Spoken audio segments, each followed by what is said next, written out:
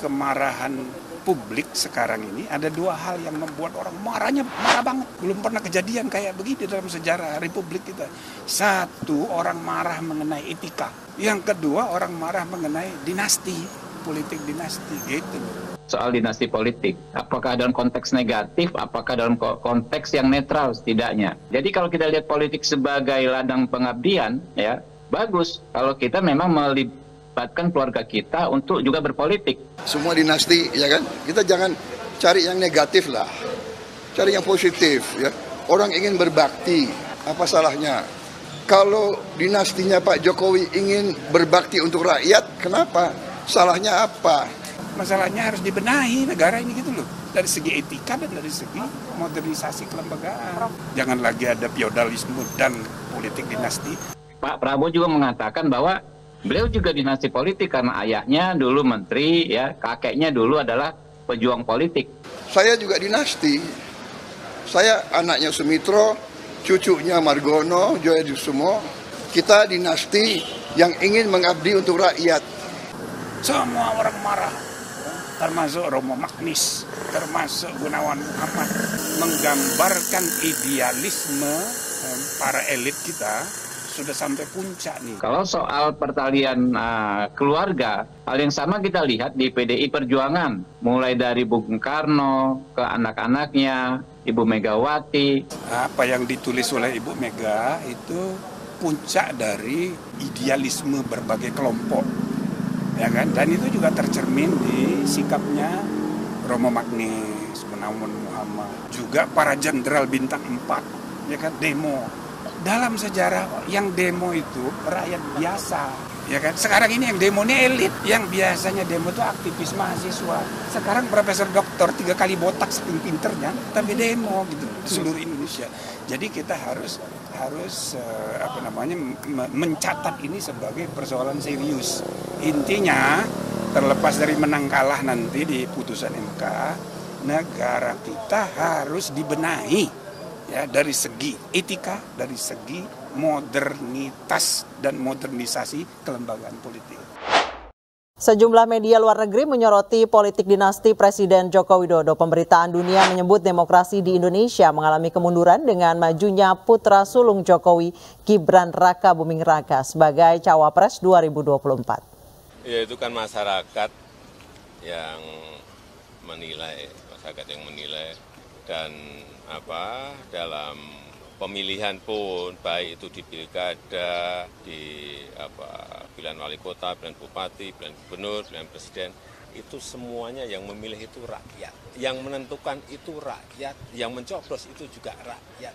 Bukan kita, bukan elit, bukan partai. Nah, itulah demokrasi.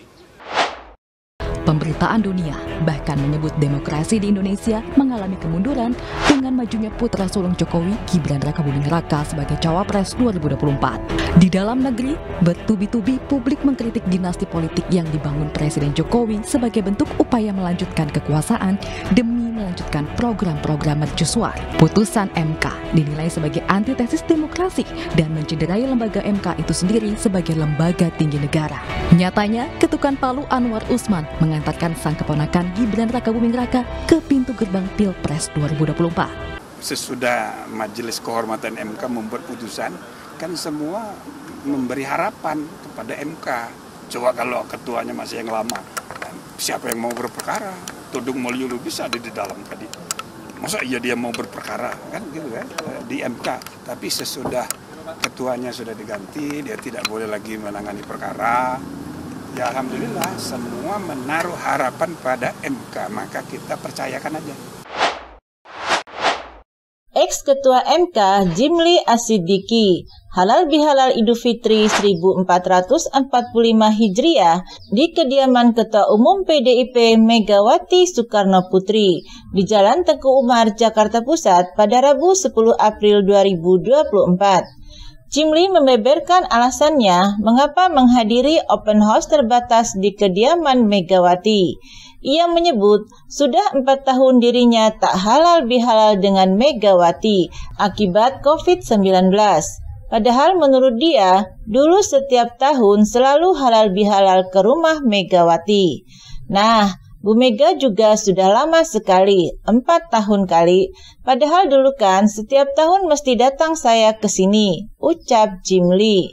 Jimli Asidiki juga angkat bicara terkait dinamika sidang sengketa hasil Pilpres 2024. Jimli menyatakan bahwa dinamika sedang seru lantaran banyaknya pro dan kontra dari bukti-bukti yang dihadirkan. Mantan Ketua Mahkamah Konstitusi atau MK, Jimli Asidiki mengatakan, pemikiran Megawati yang disebut sebagai bagian dari amicus curiae atau sahabat pengadilan bisa menjadi salah satu bahan pertimbangan hakim konstitusi. Adapun amicus curiae dibuat Megawati untuk MK di tengah proses sidang sengketa hasil pemilihan presiden atau Pilpres 2024. Ya, tentu hakim tahu hukumnya, kata Jimli di Kartanegara, Jakarta pada Rabu 10 April 2024. Jimli juga mengapresiasi tulisan yang dibuat Megawati, sebab hal itu merupakan ungkapan ekspresi dari seorang ibu bangsa. Itu ungkapan perasaan dari seorang ibu bangsa gitu, dan saya rasa itu baik sekali, ekspresi pikiran perasaan banyak orang, ujarnya. Selain itu, dia meminta semua pihak mempercayakan proses yang berjalan di MK. Menurut Jimli, para hakim konstitusi bisa membuat keputusan terbaik terkait sengketa hasil Pilpres. Meski begitu, dia juga mengakui bahwa keputusan MK tidak bisa memuaskan semua pihak, tetapi keputusan itu nantinya harus tetap diterima. Tentu tidak memuaskan semua, tapi kita harus terima sebagai negara konstitusional. Apa yang diputuskan oleh MK, itulah yang keadilan dan kebenaran konstitusional yang harus kita terima, ujar Jimli. Diberitakan sebelumnya, Presiden kelima RI sekaligus Ketua Umum PDIP, Megawati Soekarno Putri, berharap proses sengketa hasil Pilpres 2024 di MK diliputi oleh keadilan dan kebenaran. Dalam artikel opini yang ditulis di Harian Kompas pada Selasa 9 April 2024, Megawati mengatakan, rakyat Indonesia saat ini sedang menunggu keputusan para hakim konstitusi terkait perkara sengketa hasil Pilpres 2024.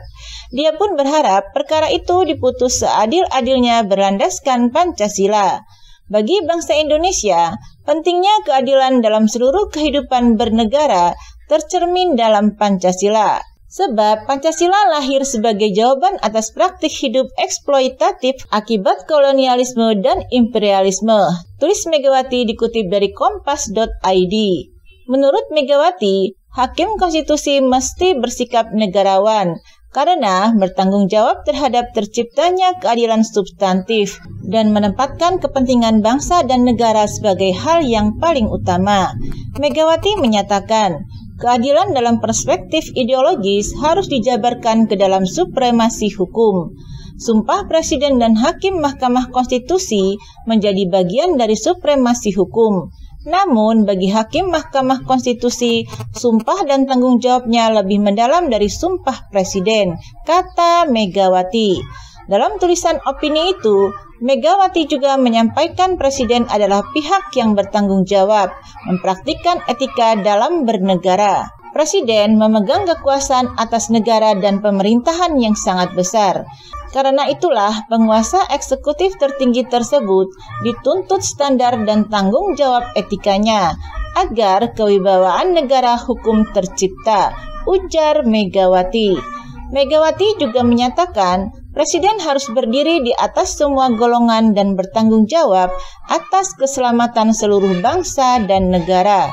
Lebih lanjut, Megawati mengatakan, pengerahan aparatur negara dalam pemilihan umum atau pemilu buat kepentingan pihak tertentu terjadi sejak 1971. Praktik itu menurut dia berlangsung sampai 2024 yang menurutnya puncak evolusi kecurangan. Pilpres 2024 merupakan puncak evolusi hingga bisa dikategorikan sebagai kecurangan terstruktur, sistematis dan masif atau TSM, ujar Megawati. Megawati mengatakan dugaan kecurangan pada pemilu 2024 juga diwarnai dengan motif nepotisme yang mendorong penyalahgunaan kekuasaan presiden. Nepotisme ini berbeda dengan zaman Presiden Soeharto, sekalipun karena dilaksanakan melalui sistem pemilu ketika presiden masih menjabat dan ada kepentingan subjektif bagi kerabatnya, kata Megawati. Megawati lantas mengingatkan supaya para hakim konstitusi yang menangani sengketa hasil Pilpres 2024 selalu menjunjung tinggi kebenaran dan keadilan. Oleh karena itulah, belajar dari putusan perkara nomor 90 di Mahkamah Konstitusi yang sangat kontroversial, saya mendorong dengan segala hormat kepada Hakim Mahkamah Konstitusi agar sadar dan insaf untuk tidak mengulangi hal tersebut, ujar Megawati.